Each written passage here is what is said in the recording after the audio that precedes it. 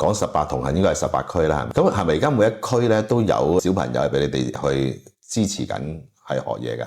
係啊，同埋除咗香港，其實我哋今年仲衝出咗香港，我哋喺非洲起咗間學校，跟住將一啲香港嘅二手電腦，我哋仲帶咗過去寫咗個 AI 嘅 course 啦，跟住我哋就教到嗰邊小朋友咯。咁有啲小朋友就利用我哋嘅課程都已經賺到佢人生嘅第一筆錢咯，雖然好少啫，得1蚊歐元啫，係啦，咁但係都係一個好嘅開始咯。成個嘅諗法或者構思係點解會由香港到非洲呢？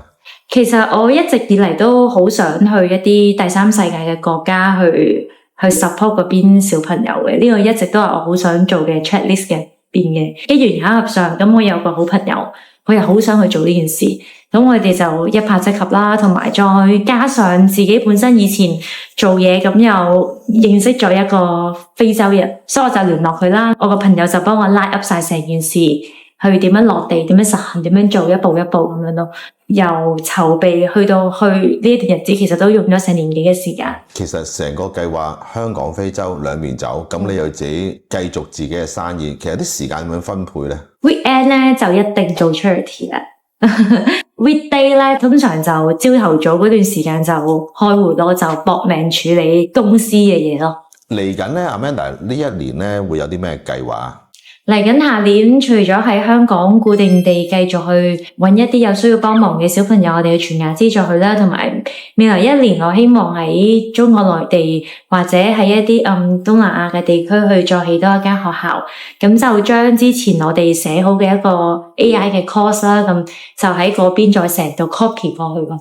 等啲小朋友可以自力更生。你講一句最啱，自力更生。因為其實我哋作為捐款者咧，或者即係去幫助有需要嘅小朋友啊，始終都係有一個極限噶嘛。用有限能力做更加多嘅嘢，其實好辛苦。但係調翻轉，你講得好啱就係，你寫咗個 program 出嚟，係令到佢哋自力更生，呢個先係最重要。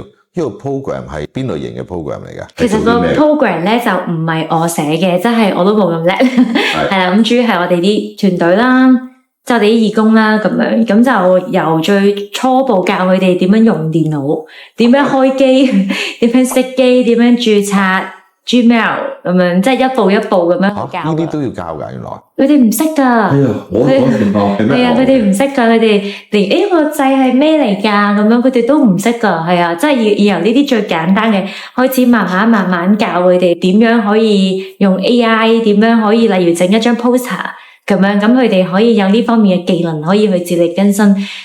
因為我覺得即係有時候長貧難顧，咁其實增加佢哋嘅技術或者知識，其實可以令到改變佢哋成個人生同生活。我覺得呢一樣嘢先係更加重要。但係呢個過程可能會比較漫長，但係我覺得係好值得堅持嘅。我覺得要堅持啊，我好贊成啊。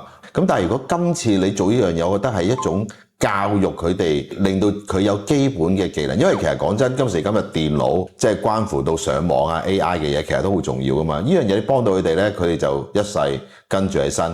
因為小朋友咧，其實佢哋嗰個創意好無限噶嘛。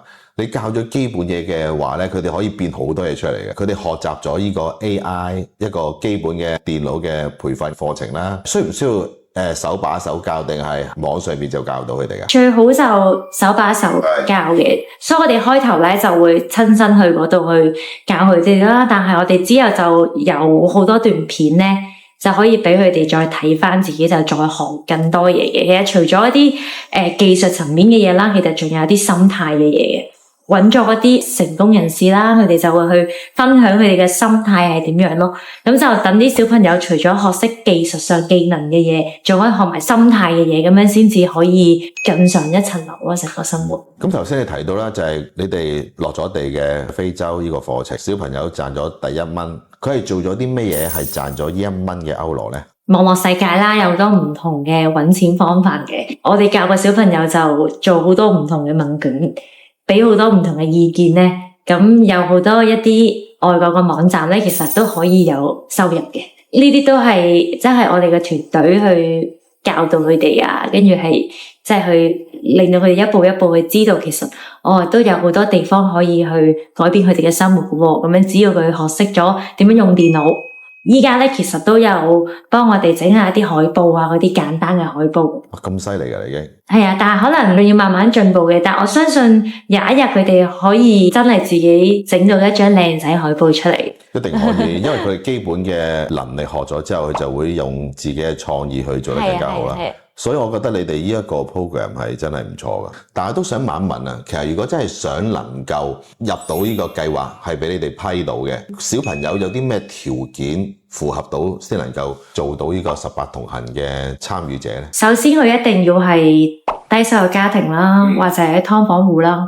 咁其實我哋一定要家訪嘅，係啦。咁我哋會同我哋嘅義工啦去睇下佢哋嘅居住環境啦，同埋個小朋友係咪真係中意嗰一樣嘢啦，而唔係家長叫佢去學。因為我哋都希望可以睇到小朋友嘅熱誠，去好中意呢一件事，去好好珍惜呢一個機會。其實好完善你嘅計劃，同埋真係幫助到有需要嘅人。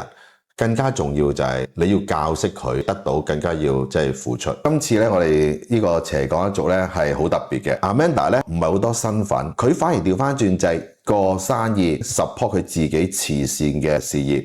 18同行要代表咧低收入家庭啦，多謝 Amanda 有呢個18同行，你哋能夠設計咗一啲program AI 嘅程式，係幫助一啲第三個國家非洲嘅小朋友咧。學識點樣用電腦揾到錢，做到自己嘅工作嘅話咧，呢個先係最重要。再一次多謝 Amanda，令到我哋嘅年輕人有更加多嘅睇法啦。多謝晒你 Amanda。